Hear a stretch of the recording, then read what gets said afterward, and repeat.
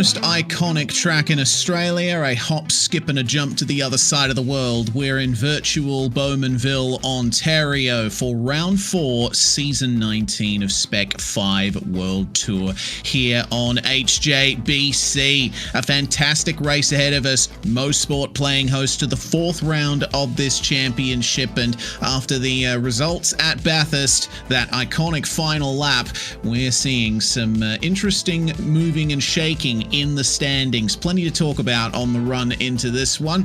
I'm Reese Gardner. David Haynes not here today. I am joined by Devon Peters, with Michael Derby pressing buttons behind the scenes in the producer's chair. Welcome, Devon. Looking forward to some massive slipstreaming battles throughout this very competitive field. Yeah, it's always good to be back on the broadcast, and it's always great to watch a show from the Spec-5 guys. They really know how to get these MX-5 cars kind of racing with each other, and it's always good to be, in the local region. Canadian Tire Motorsports Park is a beautiful circuit, and I love it especially because it's one of the only ones that hasn't really changed its layout since the '60s. So it's got all the nice blind corners and 75% of the lap at full throttle kind of vibe that you just don't get in these modern tracks anymore.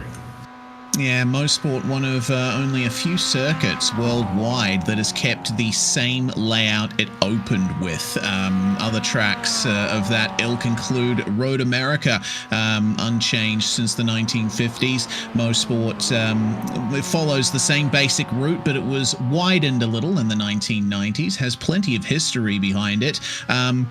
Most notably, hosted the Formula One Canadian Grand Prix throughout the 60s and 70s when it shared with the Mont-Tremblant circuit before Montreal. Circuit Gilles Villeneuve was completed, demonstrating Moss Corner at the moment. This is going to be one of the most crucial corners on this racetrack. You're going to be seeing traction out of there be the main point of contention tonight. Yeah, and it's a circuit that lures you in. There's a lot of places where you feel like you can go another foot deeper, and when you hit the brakes that foot deeper, you're going to slide 3 feet off the exit of the corner. It demands a lot of precision from the driver, and with these big long straights and these underpowered cars, a lot of momentum, a lot of middle of the apex speed just to get that last little bit of lap time out. Yeah, we're keeping an eye on car number 27 of Jared Collins here. We'll see what the Cheetos machine can do on his first lap. Michael Chase is going to be the pace setter at the moment. 1 minute 32.4, the fastest time in qualifying. But then Joshua Soto, who's just come off winning the previous round of the championship at Bathurst, goes to pole on a 132.2. Lap times in practice went into the mid 131s, so we're looking for a little bit more of a gain from the drivers at the very top.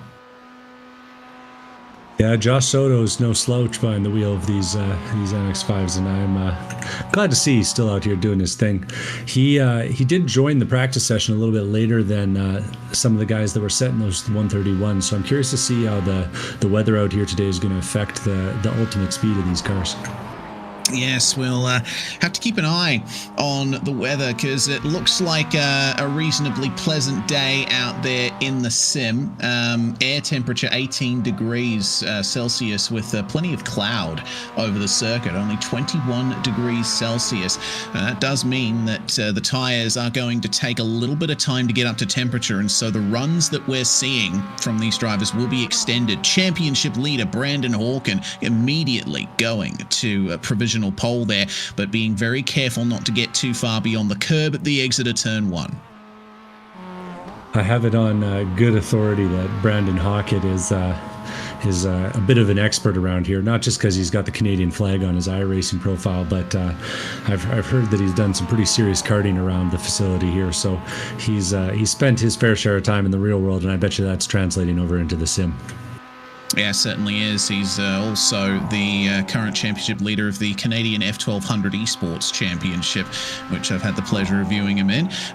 Some extra lap times coming in for Thomas Bellerman, who served in race control last season, but now has returned to the racetrack and has shown that maybe he belongs there with the pace that he has. 132.0 for him, really shadowing Joshua Soto, and it looks like everyone at the top is just trading blows at the moment. The Pro class is what we've been focusing on largely as we ride on board with the Italian Eugenio Pollicci, but Open class is a factor here as well. Currently, Eladio Flores is on pole in the Open class, down in 11th overall, but riding on board here with Eugenio Pollicci as he begins his first lap, we get a good demonstration of how beautiful and flowing this circuit is. Oh, there's nothing like it. It's a beautiful sight as you dive down into turn number 2 here, coming over the crest, barely holding on, especially when you get a car with a little bit more power than these ones. Pollicci handling himself well, getting back to the right as he finds his way down the slope toward Moss Corner in the next little bit here. Yeah, they're keeping the speed up here across the crest. The front end of the car goes light, and then there's the compression coming into the braking zone. Big elevation change, and if you get the rear end loose here, then you're going to have a tough time recovering it. Eugenio Pollicci manages to nail the run through Moss Corner. Now it's onto the Mario Andretti straightaway, which is where we're going to be seeing the majority of the side-by-side racing happen. Turns 8, 9, and 10 at this place, descending levels of speed through these last 3 corners, and the line that you take is incredibly important. I think we're going to be seeing some dives here, but the outside line can certainly hold its own. Yeah, it's a little deceiving. You're outside there, inside here, but then back to the outside for the final corner. The draft and your positioning into these last few corners really matters a lot. And we're seeing Eugenio get it just a little bit wrong on the last bit. Yeah, running off track out of the final corner, that invalidated his lap. Of course, a qualifying session, you're not allowed to go beyond those prescribed track limits, otherwise the lap doesn't count. So at the very least, Eugenio's not going to have a banker in mind, but his tires will be up to temperature now, and he'll certainly be flowing his way through. Lee Martin here in car 149 has taken the Open class pole, a 132.407 to his name, 0.07 of a second slower than Mitchell Peak, who's the next car ahead. But he's separated from Jason Stalker for Open class pole by 1 car, Donnie Moffat sitting in between them.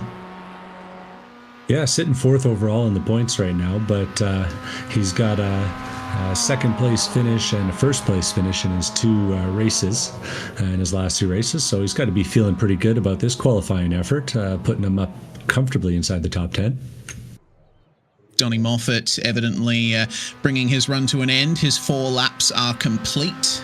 Every driver gets 4 laps over 15 minutes to set their times for the grid. Saw a big improvement from Travis Hewitt in the last few moments, elevated himself all the way up to 13th overall, and we're still waiting here on Eugenio Pollicci to get his first valid lap in. The driver who chose Monza combined for one of the rounds of the championship later on this season, lives in Monza, walks his dog in the park there, and goes once again for another lap here. It appears that Pollicci is having some trouble with keeping it on the track there. Hopefully he gets a lap in. We'll see. I'm not seeing it invalidated just yet.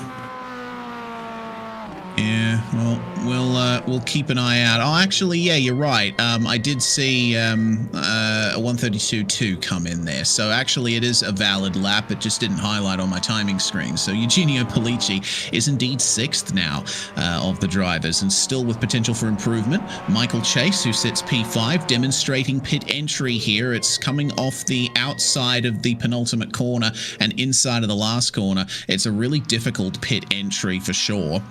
But the drivers are going to have to go through at least once today. They won't have fuel in the tank to make it all the way to the end.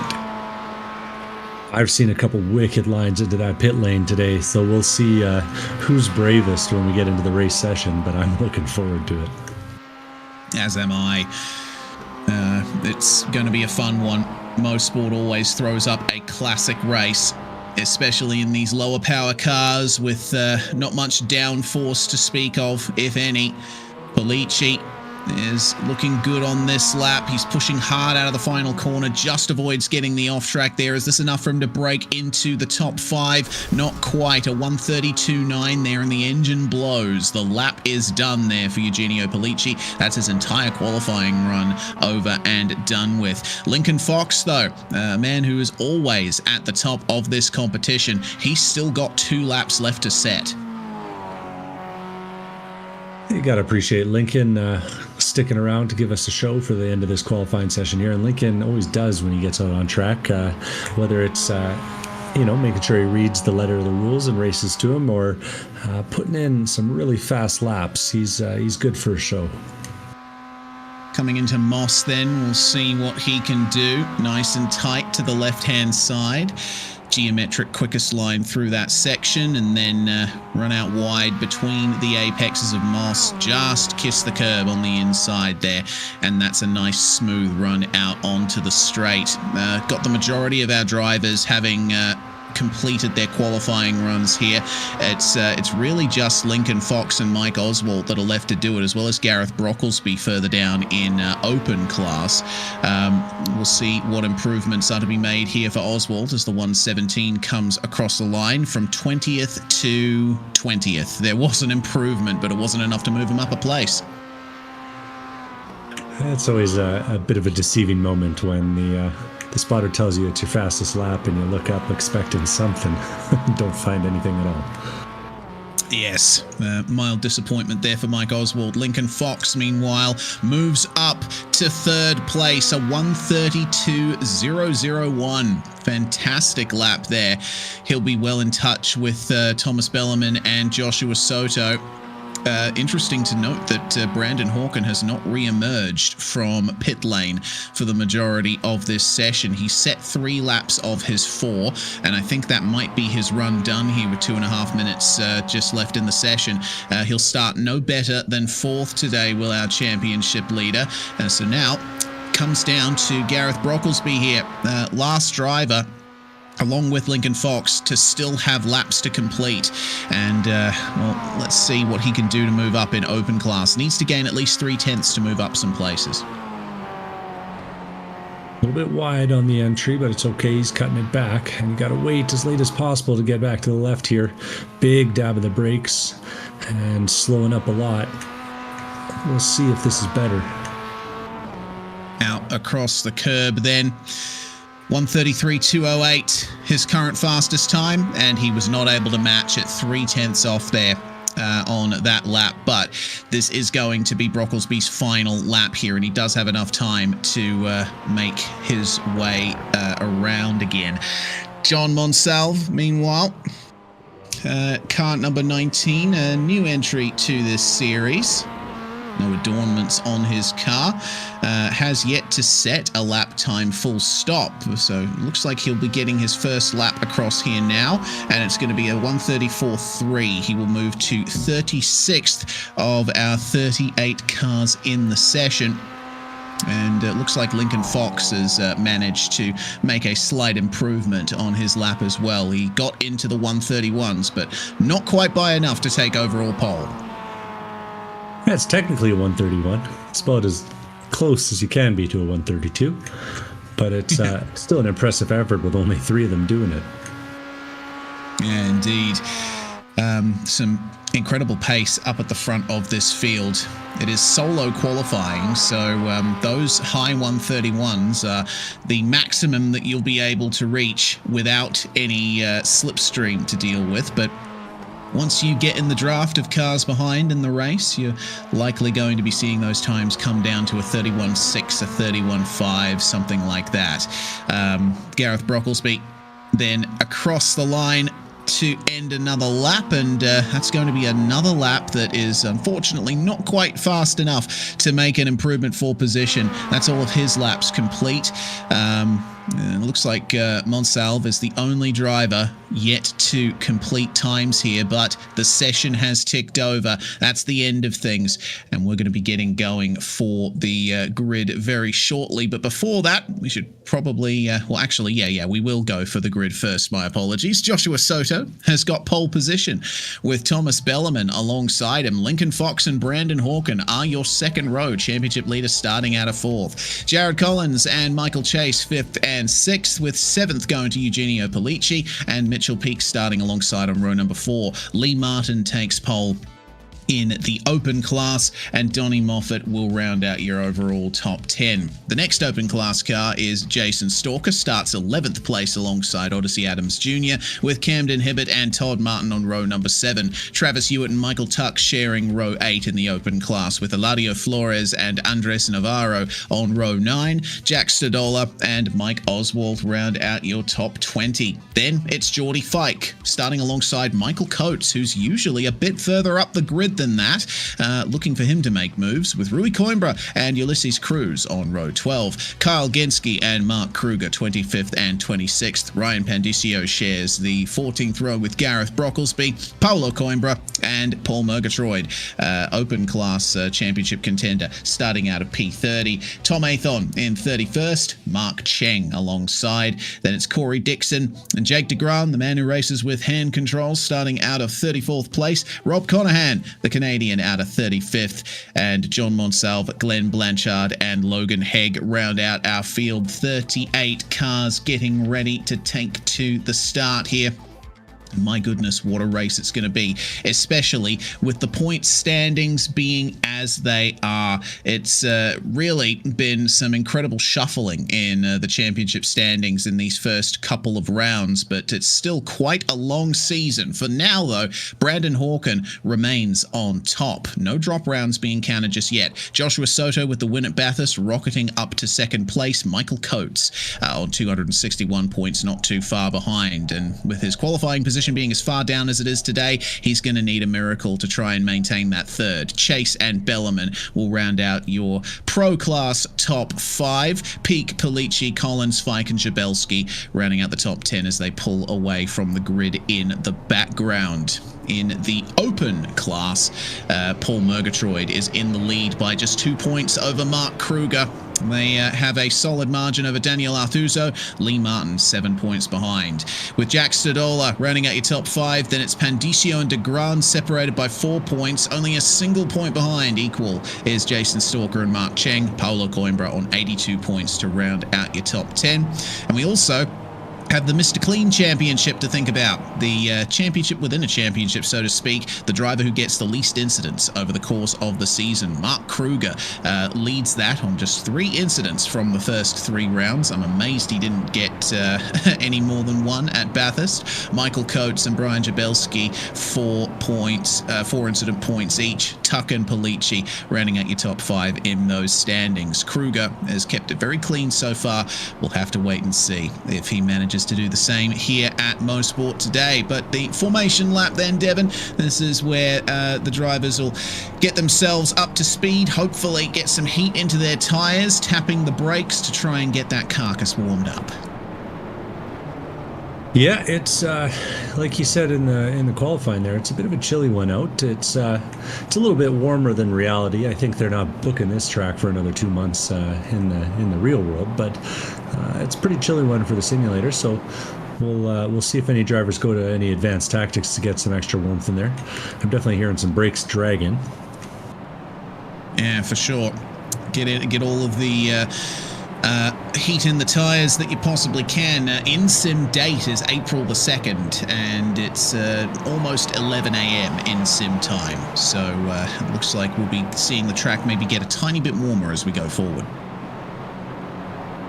Yeah, chilly day though, and plenty windy. 20 miles an hour coming from the northeast. It's going to make a big difference on the draft. You got to think for these guys. Yeah, I think there's going to be a mild headwind down the Mario Andretti straightaway and a solid tailwind coming out of turn 1 into turn 2. So keep that in mind As we get ready to see the green flag here, Jason Stalker's computer crashed as they were gridding. He's going to be starting from the pits, unfortunately, but the green flag is out and Joshua Soto is going to lead us away here. Bellerman is pressuring him into turn 1, but now we see them try to their best to sort themselves out. Don't run wide, don't dip a wheel into the grass on the exit of 1. It will cause chaos on the run into turn 2 with no runoff to speak of there. And the double apex turn 2 beckons a little bit wide for Lincoln Fox. He has fallen down the order slightly to P4. Brandon Hawken will jet away as we see Geordie Fike with issues there at turn 2. It looks like Mark Cheng also with problems. Yeah, a little bit of 3-into-1 action there as you see Geordie Fike catching the worst of it. He gets tagged and slides wide, and Mark Cheng ends up facing the wrong way in turn 1. He seems to be stuck there. He's going to give it a tow back to the pit lane by the looks of things. Yeah, looks like some network issues for Mark Cheng there. That was not ideal. Brandon Hawken and Lincoln Fox will be gearing up for a run here. Hawken has made his way up into second place, and this is where the slipstream really kicks in, Devon. This is the fantastic part about MX-5s at Mosport. Soto on his own on the front at the moment. Hawken going to go for the lead into turn 8. It says you can have the first lap at my home track, but I got the second one. Yeah, exactly right. Brandon Hawken wasting no time getting to the front of the field. Evidently, he didn't quite nail qualifying to his usual standards, so it's up to him to outrace everybody. Now that he's in the lead, the question is, will he manage to break away? It's notoriously difficult to do at a track with such high average speed as this. I'm looking a little deeper in the field where the split is starting to form between Camden Hibbett and Andreas Navarro. Just a few car lengths, but Camden Hibbett is a driver that's no slouch, and with 1 week not counting for him because he wasn't there in the first round, he's I gotta think he's going to be a factor in this race if he can find his way through the traffic ahead of him. Yes, indeed. Some big gains being made throughout the field. The hardest charger at the moment is John Monsalve. He's made his way up to 27th now, up 9 places. Very impressive run thus far.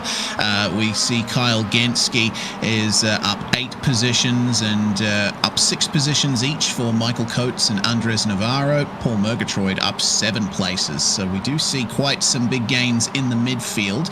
Cars that still occupy the same position they started in, Bellerman, Collins and Chase, 2nd, 5th and 6th. So let's see what they can do to try and move their way forward. We promised no breakaway, but our top 3 are trying to do something, and these 4 are trying to do something. They're all over each other. Yeah, looks like Soto keeping up nicely with Bellerman and Hawken. Lincoln Fox in danger of falling off the wagon, so to speak, as he's under a lot of pressure from Jared Collins. That is the first lap complete, and by and large, a clean run from drivers at the front. 1:31.9 already. They are running faster than qualifying in the slipstream. Fastest lap going to Thomas Bellerman. As we came by the start-finish line, you might have seen Mark Cheng just getting himself going after that tow.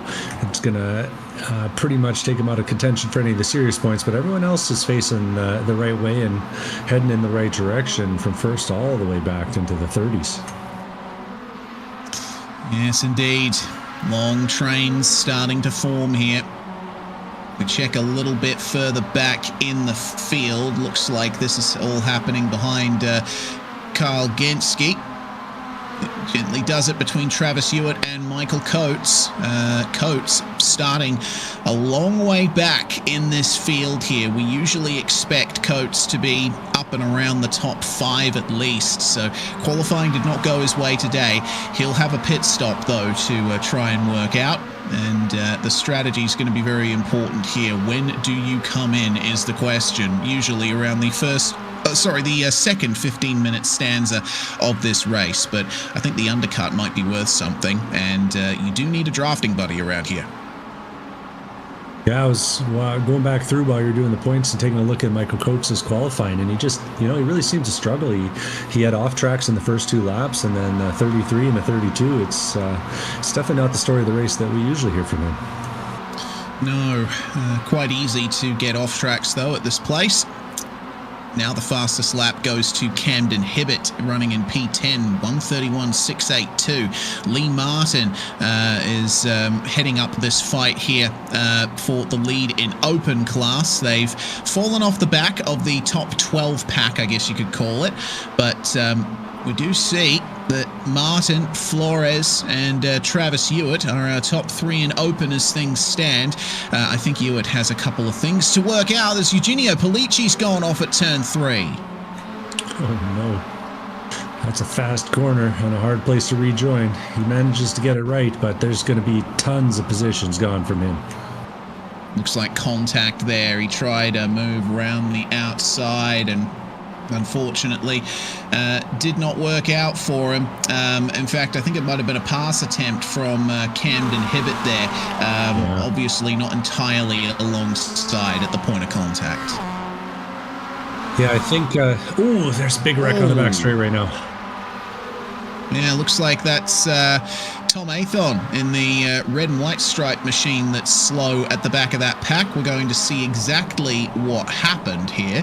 John Monsalve towing to the pits. Did he make a mistake at Moss? Was there contact that sent him around? The crash happened in front of him. I see Murgatroyd being one of the cars involved in that. That was a mess. Oh, good Lord.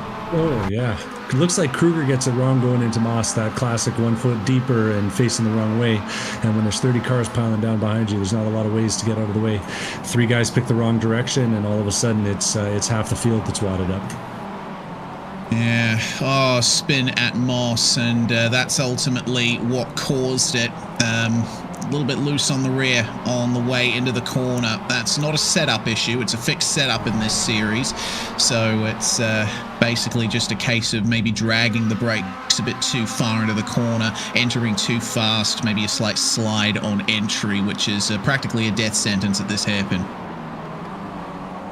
Critically, though, that's broken up our battle at the front. There's now, what am I counting? 8 guys that are in the lead pack, and it's going to be a real job for Camden Hibbett, who we just see entering the shot there, to make his way back up into the top 8. Yeah, indeed. Hibbett is all on his own in 9th, and I thought I spied a little bit of damage to his front left quarter, so maybe he won't have the straight line speed he needs. The bump draft is on at the front, and a bit of a closer look there at Camden Hibbett. Yep, you can see that the front bumper is slightly off kilter. But Brandon Hawken doing a good job of leading the way here. Thomas Bellerman putting the pressure on. I think this entire pack for the moment, Devon, will be in a holding pattern. They don't want to be racing each other too hard, otherwise they'll just cost each other time and risk creating a schism in the pack. It's really after the pit stops that we're going to start seeing the race get into its stride, I think. Yeah, it's an interesting track, Mosport, when you want to try and get some fuel save in, because so much of it, especially in this car, is going to be wide open. So it's a lot of lift and coast. It's a lot of partial throttle. And, honestly, if I'm Brandon Hawken, I'm not sure I want to lead from the front unless I really think I can get a breakaway going. Yeah, this is the issue. I mean, Hawken has shown, with his championship lead run, once he gets a gap, he can hold on to it. But it's practically impossible to do that here in these early stages at this particular track. You're right, he is punching the hole in the air for everyone else at the moment. He'll be burning through a bit more fuel, and I think as a consequence of that, Hawken may just pit a bit earlier than everyone else in this pack. Maybe Bellerman would follow him in, because God knows you need a drafting buddy around here. If you're coming out on your own, you're just going to be bleeding time. Yeah, I think Camden Hibbett's starting to feel the results of that. The gap growing lap over lap right now. He's falling further and further behind. Falling back into the clutches of Lee Martin, in fact, and now the battle for 9th is going to be on between those guys. Hibbett setting a 1:32.8 on the previous lap, playing a 1:32.4 from Lee Martin, and that 0.4 of a second faster run is continuing. Now Martin's setting a 32.0 versus a 32.4 from Hibbett, so looks like Lee Martin in the lead of open class is going to be extending his advantage here, as he seems to have broken free from Travis Hewitt and Eladio Flores. There was a bit of jostling around in that pack. In fact, Flores now down to 15th overall and a long way behind. Yeah, things got a little bit busy at the front of that pack as they were sorting things out after that big wreck, but as it tends to do, these Miatas, they like that draft, and so they're gathering themselves back up for a lot of action, I'm sure, in the second half of this one. Yeah, 35 minutes to go, and we are just under 5 minutes away from the pit window effectively opening. Of course, the fuel that these drivers start with is not enough to get to the end.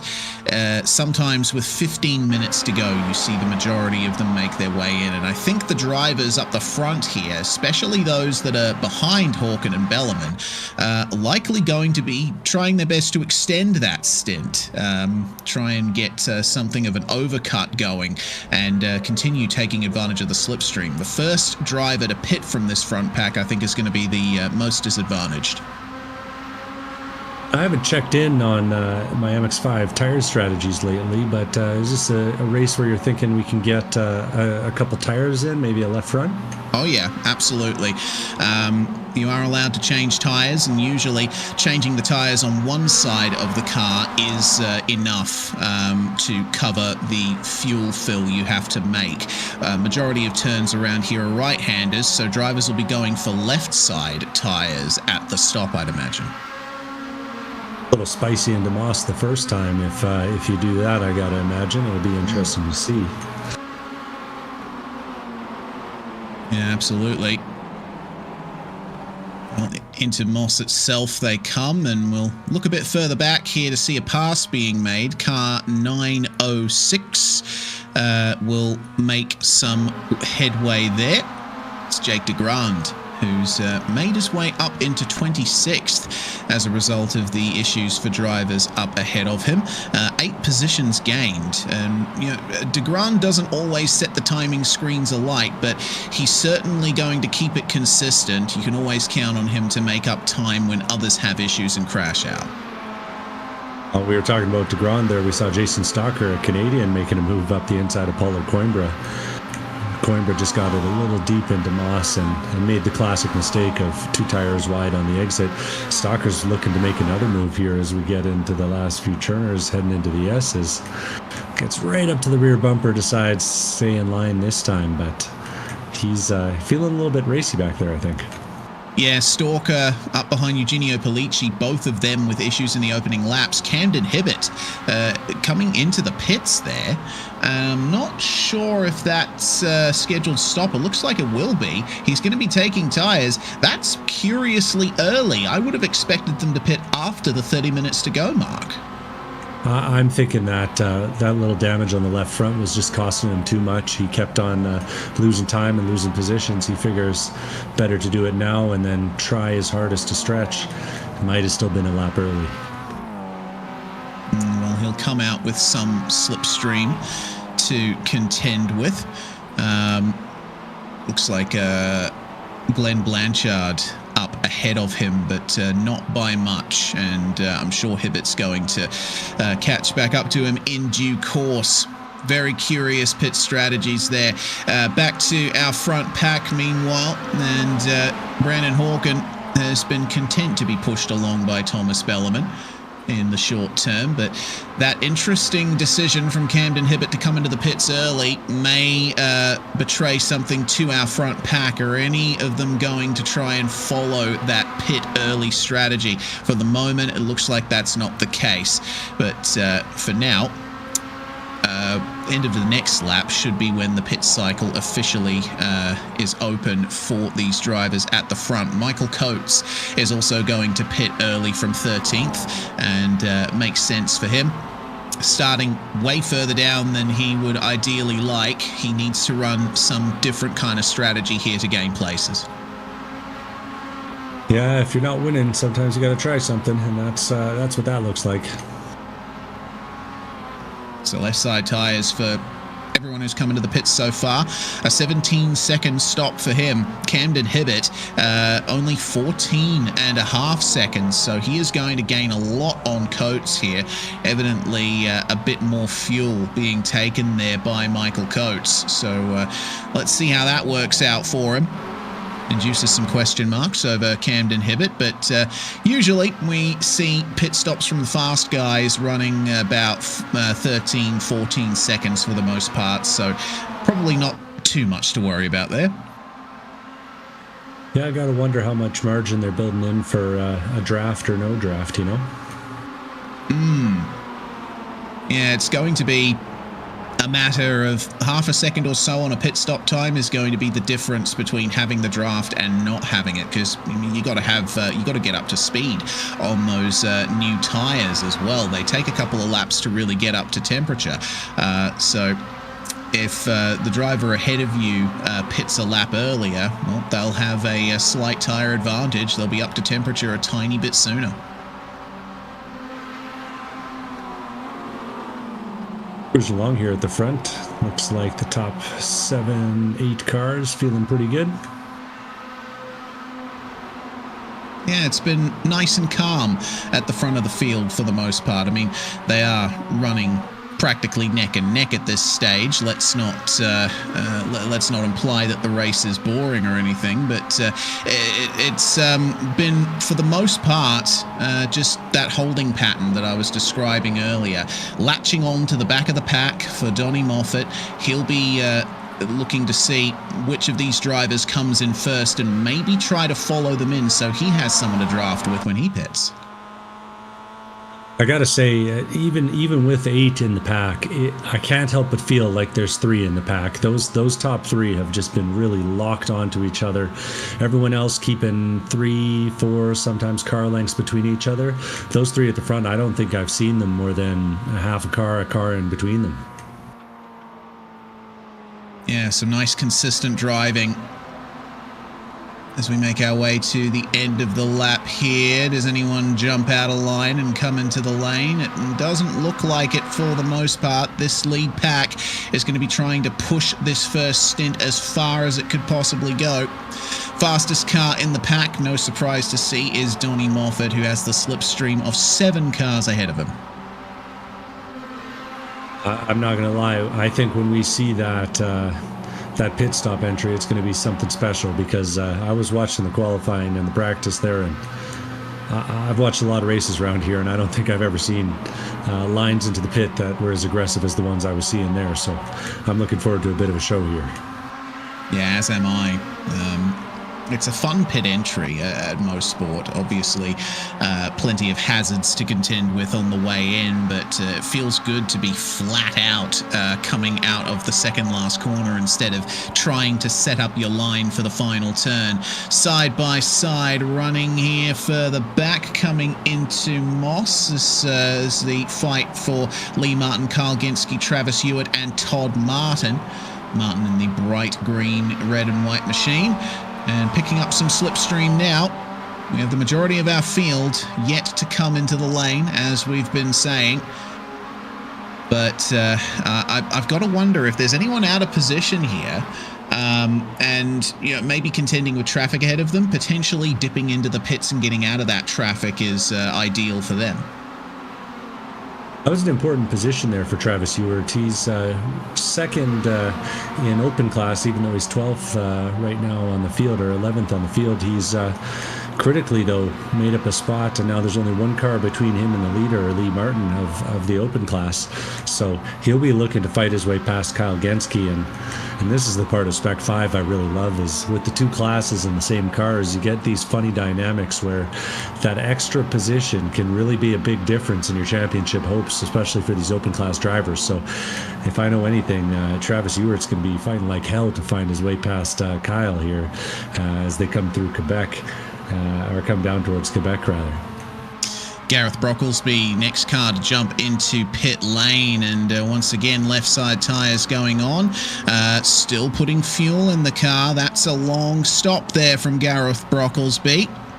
He's taking all 4 tyres from what we can see. Well, we'll have to wait and see if that's an advantage for him. He'll have a more consistent car towards the end, but I think the track position that he has lost is probably too much. He must have had a whole Lars bar that he needed to finish off inside that thing. Indeed. Not that he's got sparing supply of those all over his car.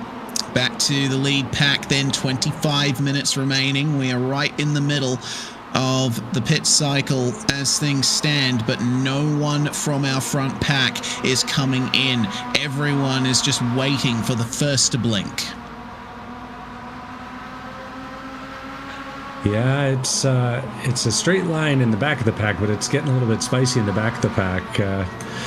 Rory Coimbra and Andreas Navarro, Jordi Fike, Jonathan Monsalve, all over each other at this point. And they're fighting over those back positions. Fike out of position after some incidents early in the race. He is holding on as they make their way past that traffic of Monsalve in the all-white car at the back of the group there.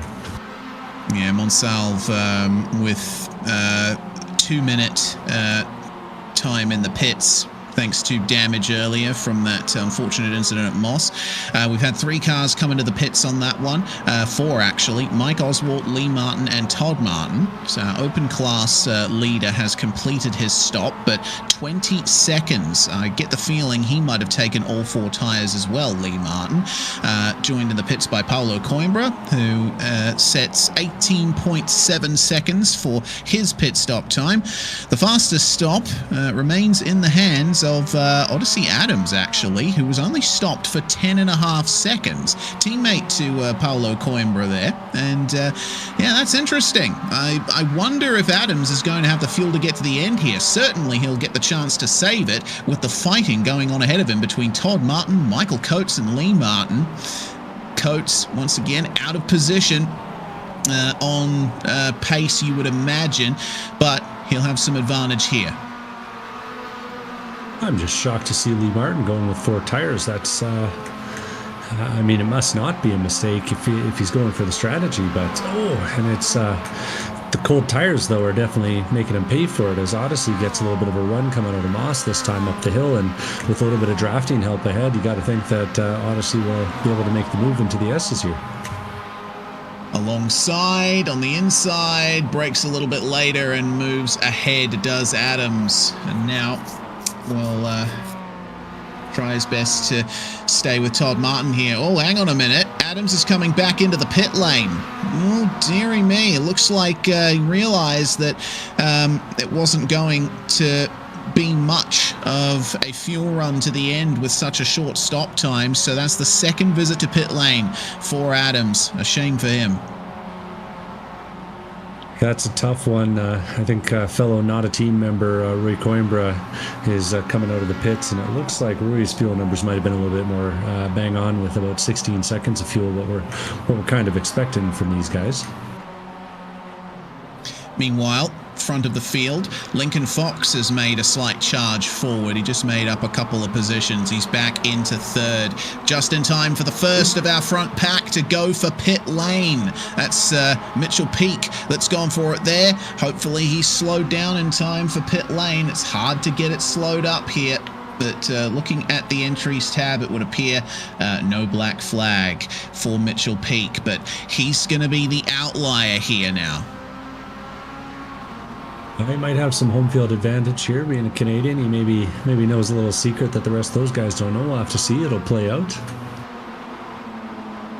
So that's going to leave our top 5 together. Hawken and Bellerman still leading the way. Lincoln Fox trailing off ever so slightly, with Jared Collins bumping Joshua Soto along behind. Mitchell Peak's stop is complete, and 13.9 seconds, only 2 tires changed, and right in the window for fuel to get to the end. It looks like that was a successful stop for him.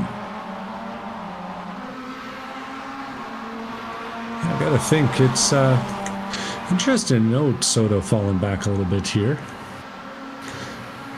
We got 2 by 2 as they come up the hill. And we'll see which one blinks, but That stop from Mitchell Chase really seems to have split the group, and now we've got Donnie Moffitt and Michael Chase a little bit farther back. Mitchell Peak, I meant earlier. Indeed. Lincoln Fox still trying to defend third there as Moffitt and Michael Chase continue chasing them. Neither of them come into pit lane. Our whole front pack staying out once again. We'll be looking a little further back here, coming down the Mario Andretti straightaway. Moves being made. Jordy Fike and Andres Navarro at the front of this pack. Navarro in the Diet Coke livery. None of these guys have come into the pits yet either, and it looks like they're all content to stay out, try and extend this stint as long as it will go. But some close racing going on here between Fike and Navarro. Michael Tuck in the open class car, not far behind. I like the matte black and gold of the Nordic car there. It's a big week for him. I'm surprised he's not watching the Olympics. Yeah, I'm surprised too. But obviously, Spec-5 World Tour, one of the best leagues on iRacing for my money.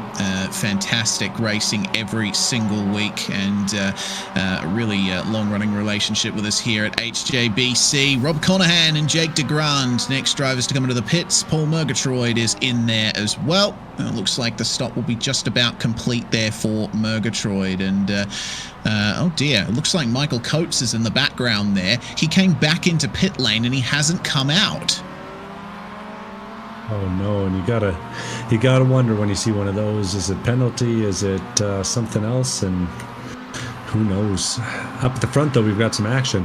Looks like Brandon Hawkins hitting the lane. That he is. Slows down for the lane there, and that will be the run done there on the first stint for our leader, who has been at the front almost the whole time and using the most fuel of anyone. So it makes sense that he's the first of the very front runners to make his way in. 2 tyre change here for Hawken, and we'll keep an eye on that pit stop time. We'll see Mitchell Peak continue to make his run forward after ending his pit cycle. Hawken a bit slower on the lane, nearly 16 seconds spent, and it looks like he might be in danger of falling behind Mitchell Peak here. Yeah, it's the price you pay when you run out front the whole time, but we'll see. He had a lot of speed, so hopefully he can find his way back to the front. Meanwhile, back at the pointy end of the pack, Josh Soto has managed to find his way back around Lincoln Fox and is up in second place as they run, third maybe overall, right up behind Thomas Belleman this time. And you think Belleman saved a little bit of fuel, Soto's probably saved a little bit more for how long he spent third, but it doesn't matter when you got Lincoln Fox flying around both of them.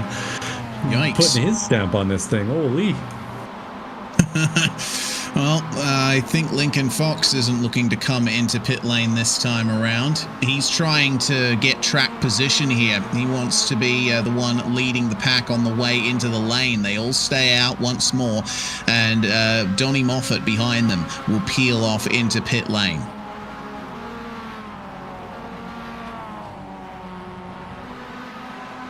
So other stoppers. We got Hawken, and then who am I seeing after that? Peak? Yeah, looks like Moffitt will be merging back in between them, if not right behind them. Travis Hewitt, Carl Genske, Michael Tuck, and Eugenio Polici all jumping into the lane as well.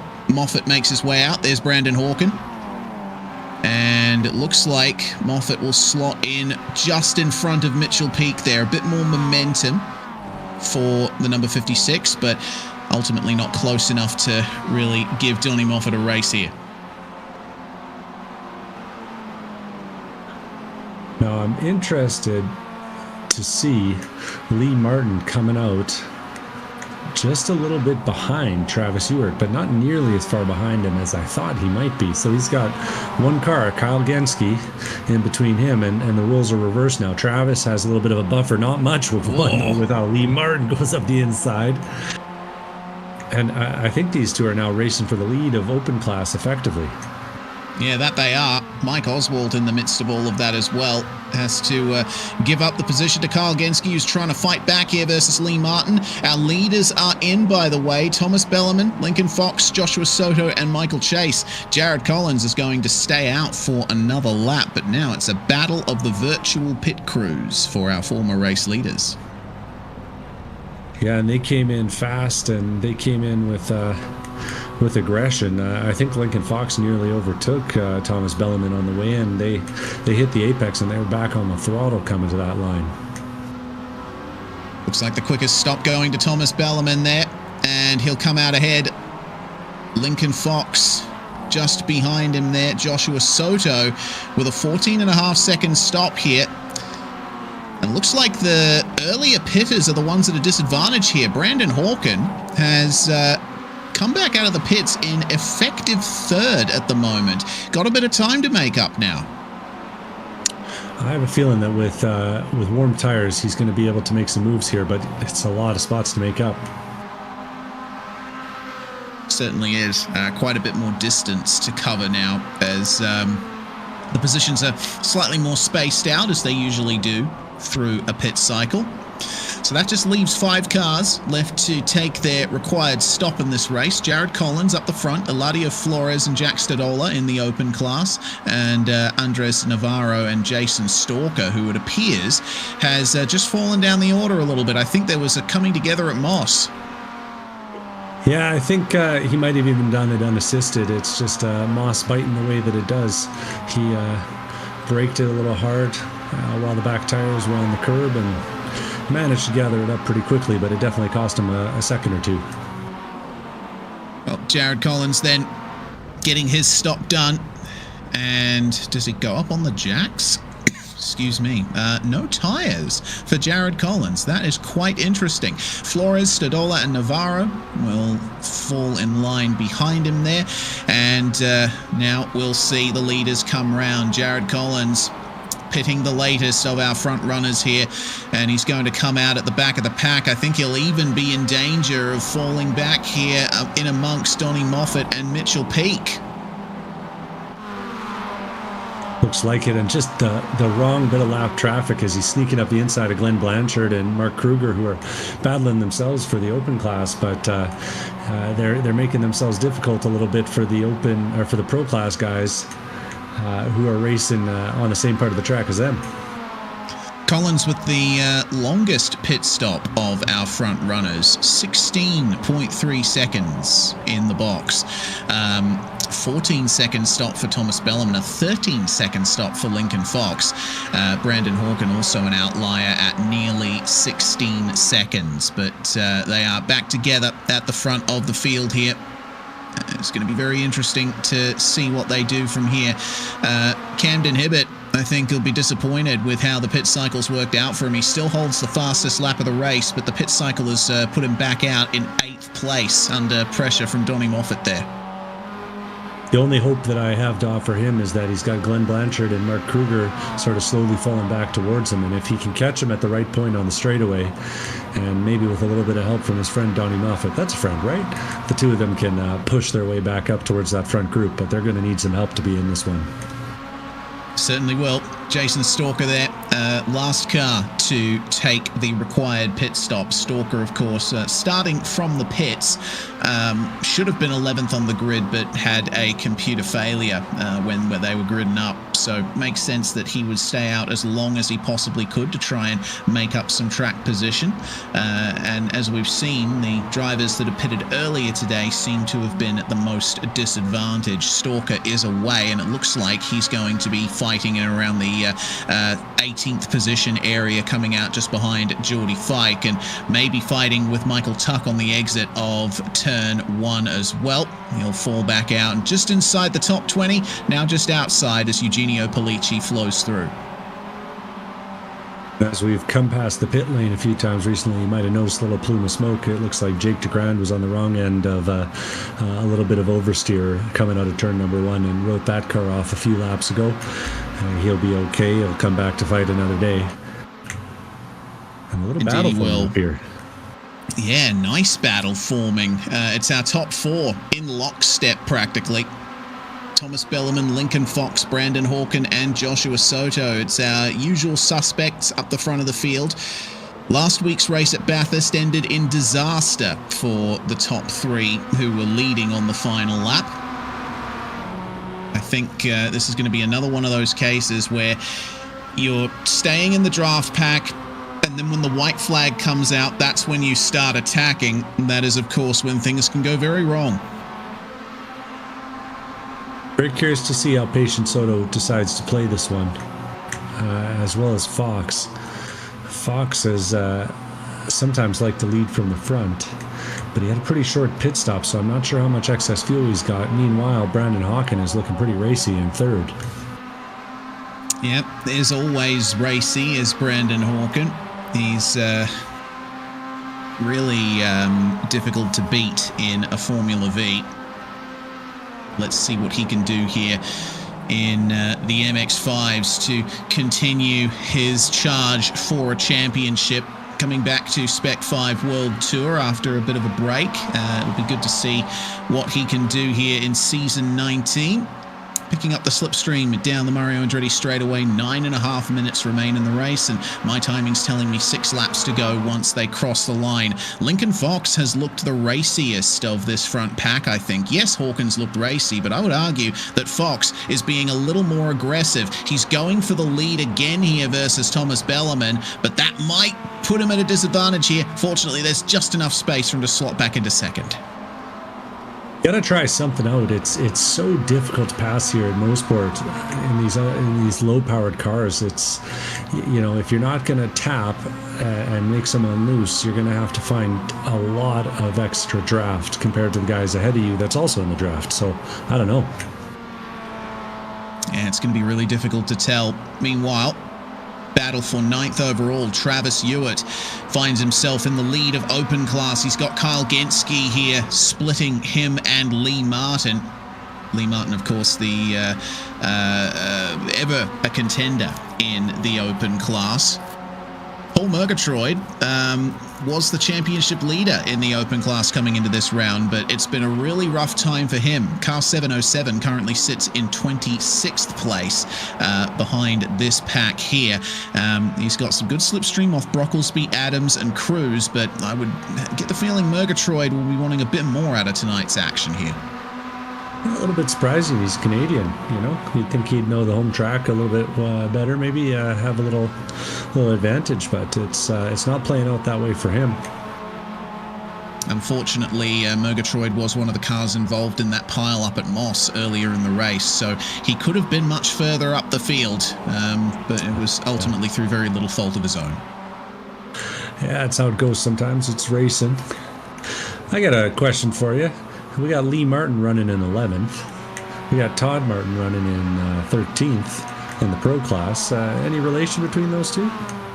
I believe so. If David Haynes was here, he would be able to confirm, but those two often are racing pretty closely together with each other. And I'm sure Todd would be more than happy to help out his namesake if he could get a little bit closer. But as things stand, Mike Oswald is proving quite the barrier between those two. Yeah, it's a really tricky battle here because we've got an open class car, pro class car, open class car, pro class car, but the two open guys can't seem to get into the same piece of track to race with each other because they both just got these pro class guys right behind them pushing them for everything they're worth. So it'll be interesting to see if Lee can find his way onto the rear bumper of Travis Hewitt here for the win and for the top step of that podium. Yes, of course. Pro and open class are not scored separately in this series. The points you get are defined by your overall finishing positions. So, if you've got a pro class car separating yourself and your nearest open class rival, depending on where you are, you either get a major advantage or disadvantage on points. We'll be keeping a close eye on that fight going forward. But the front of the field is back on. Lincoln Fox again trying around the outside of Thomas Bellerman, and this time he'll have the inside for the second last corner, but he blends back into line again. A little bit of lap traffic ahead of them. Logan Hegg, who was the driver who started dead last on the grid today, This could be a little spanner in the works here for this front pack. It all depends on how easily Logan Haig lets them past. There's not a lot of good places to go here at Mosport, even after they widen the track. And Haig picks right on the line.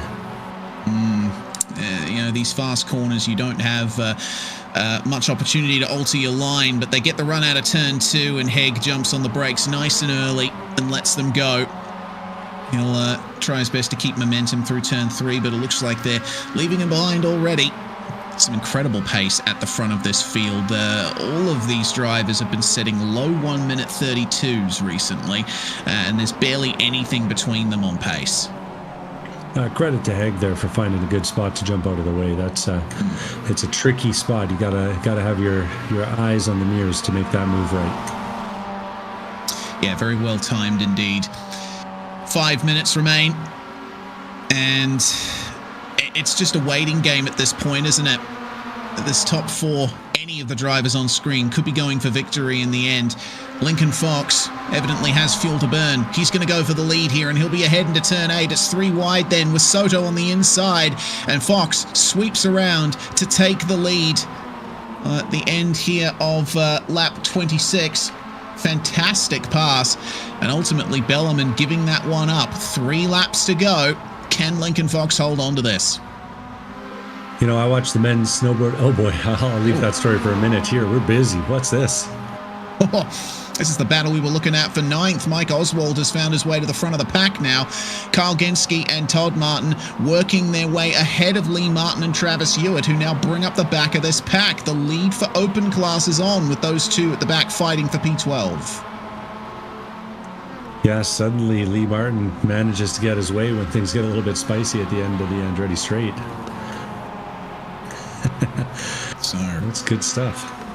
It is indeed. Turn 1 beckoning once more, but for the lead, look at that from Thomas Bellerman. Run out of turn 3 becomes the inside for Moss. Lincoln Fox nice and deep under brakes to try and hold on to the position, but it doesn't work, and Bellerman's going to lead out of Moss once again.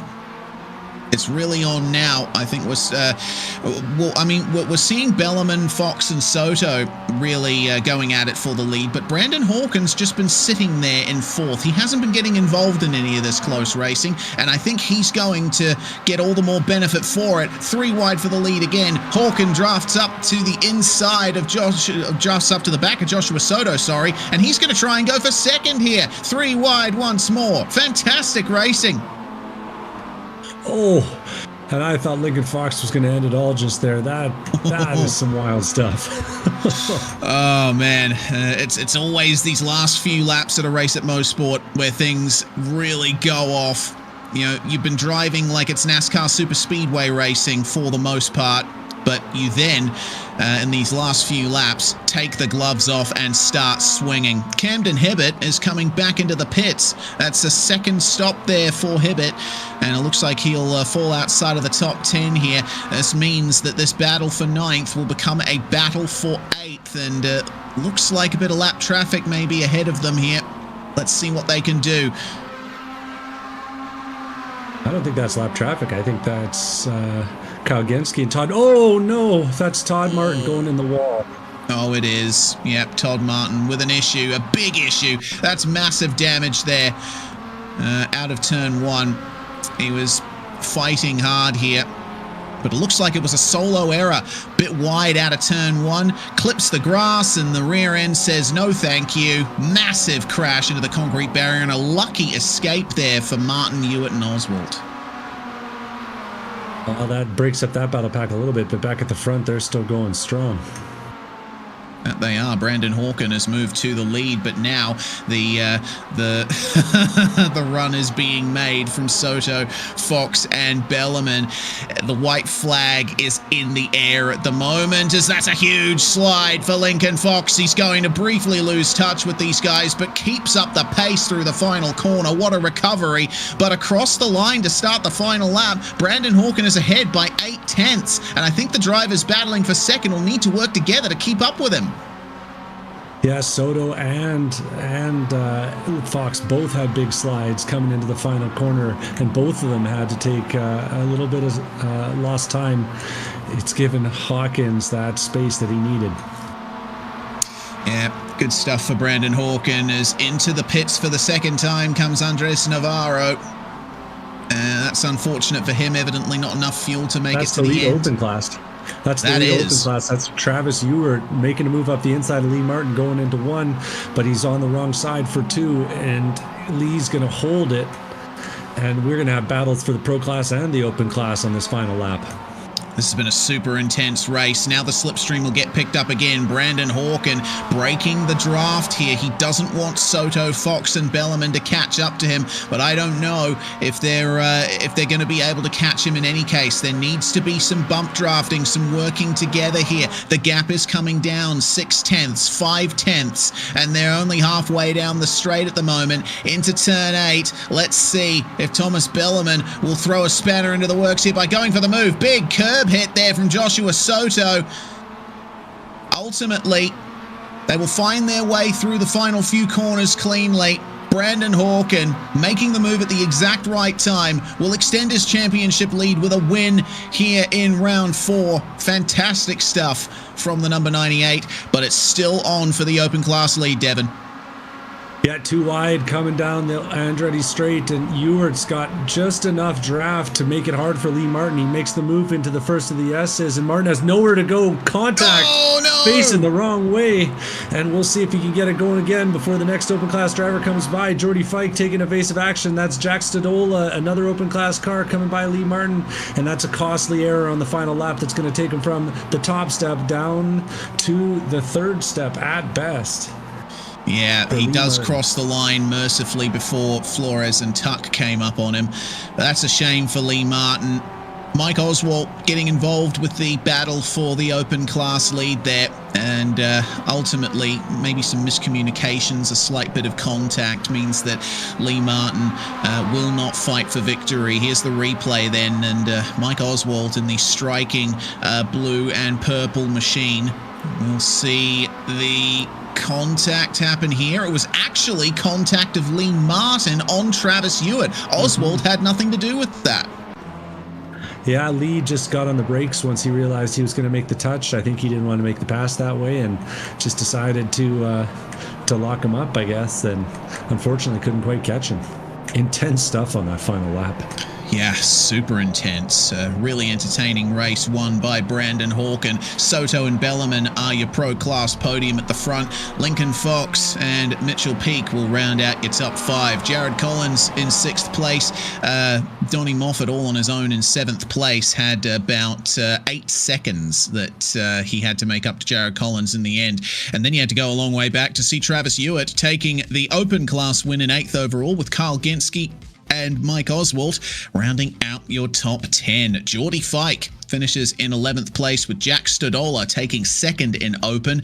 Gifted that position in the end with Lee Martin's issues. Rui Coimbra and Eugenio Polici, they were doing their best to fight their way up. Polici ends up 7 spots down from where he started thanks to his incident out of turn 3. Camden Hibbett and Lee Martin round out your top 16. Eladio Flores will take 4th in open there, with Michael Tuck just behind him, Andres Navarro and Paulo Coimbra rounding out the top 20. Then it was Odyssey Adams who had to come into the pits twice in that race, down 9 spots. Gareth Brocklesby gained 6th. Ulysses Cruz and Paul Murgatroyd, the last drivers on the lead lap. Murgatroyd being the open class championship leader coming into this round by only 2 points. So this may very well be his drop round if things work out that way. Rob Conahan, Logan Hegg, Glenn Blanchard, Mark Kruger, Tom Athon, Jake DeGrand rounding out your top 30. All of these drivers with various issues, both mechanical and physical, over the course of this race. Todd Martin, 31st place with Jason Stalker, Corey Dixon, Michael Chase, Mark Cheng, John Monsalve, Michael Coates, and Ryan Pandicio, all with problems today. Coates and Pandicio retiring ultimately. And a shame to see for Michael Coates in particular, because he was 3rd in the championship coming into this round. Well, we're going to give a little bit of time to our main success grabbers here today. First of which, Brandon Hawken winning the pro class. Sorry, after starting in 4th. Brandon, it was all about playing the game in the slipstream, really. All about timing that move. Yeah, I didn't think that was the the time to go, but I just kind of ended up in a spot where I was I was planning on staying in 2nd or 3rd there on the last until the last lap, but they got 3 wide up ahead of me there with a couple to go, and I was like, you know what, I'll at least be in 2nd here, and then so I just drafted Josh. We made a move around the outside. And then I was right behind him, and then there was just a little bit of a slip up from him, and I was able to get by him, and I was like, oh man, like this is not good at all. But I just kind of took what was given to me there, and then fortunately there they all got side by side going into turn 8 with 2 to go, and I got a bit of a gap there, but it wasn't completely safe. But I just had a bit of a gap, and then I think they ended up side by side there again, coming down the hill, and I was like, okay, I just gotta nail a few more corners, and we're good, and we're hopefully good. And but it wasn't over once we got down the Andretti straightaway there. They had a huge run coming, and I was just like, you know what, I'm just gonna park my car on the left side of the track. If they follow me, hopefully they end up side by side. And yeah, it just worked out. Wasn't the way I planned, but it worked out. So I'm really happy about that. Getting a win here at my home track, and that was a really great race there between the 4 of us. Yeah, it was certainly entertaining to see. Coming away from Canada for next week's racing. Hopefully the success continues, Brandon. We'll be seeing you up the front again, I'm sure. Thanks very much for joining us. We appreciate you coming in. Thank you. Thanks for having me. Yes, indeed. Brandon Hawken, the pro class winner here today. It was Travis Hewitt that won the open class, stood by with Devin Peters for the chat. Well, Travis, coming into the last lap, you were in the catbird seat. A sweet move up the Andretti straight was enough to do it for you, and you got your way past Lee Martin there for a big win. Travis, we got you. Unfortunately, it seems we're not going to get a chance to chat to Travis Hewitt for the moment. We'll give him some time to check that out. But while we have time, we'll have a quick chat to Joshua Soto. Honestly, a fantastic race from him. But actually, it looks like he has decided, or actually Devin has jumped down with Travis Hewitt. So it's up to me to talk to Joshua Soto here. From pole to second, Joshua, you were right up the front the whole way. I asked the same thing to Brandon. Slipstream strategy, incredibly important here. It was all about that timing on the last couple of laps. Oh yeah, for sure. It was all about the timing, positioning. Yeah, we got really loose coming out of the second to last turn on the second to last lap, which really costed my strategy. But we fortunately still ended up with a P2. So I mean, I'm not too sad about that. Yeah, absolutely. You came into this race doing quite well in the championship standings. Do you think that there's going to be more to come in these ensuing rounds? Because we're still very early on in this championship. Oh yeah. Right now it's all about maximizing, how much points you can get, and try to stay out of trouble. So that's pretty much what I'm just going to try to do, is just try to finish on podium as much as possible, and hopefully we can get the win this year. Yep, consistency, cleanliness, the keys to success, and you fulfill both of those today, Joshua. Congratulations. We'll see you next week. Thank you very much. That's Joshua Soto there from the pro class. And now, Devin, I understand we've had a chance to catch up to Travis Hewitt in Open. Yeah, it looks like Travis got his mic all sorted out, and the mic might have been a problem, but the racing certainly wasn't on that final lap there, eh, Travis? Oh, no. Has it happened again? I think it might have. Well, he'll have to win another one if he wants his glory, I got to think. But based on the performance today, I'm not sure that'll be a problem. Indeed, some extra motivation then for Travis Ewart. So I think that's going to end things for today's proceedings, Devon. Once again, a fantastic race here at Mosport. It was good to have you on board for this. Super exciting racing, as always, in this championship.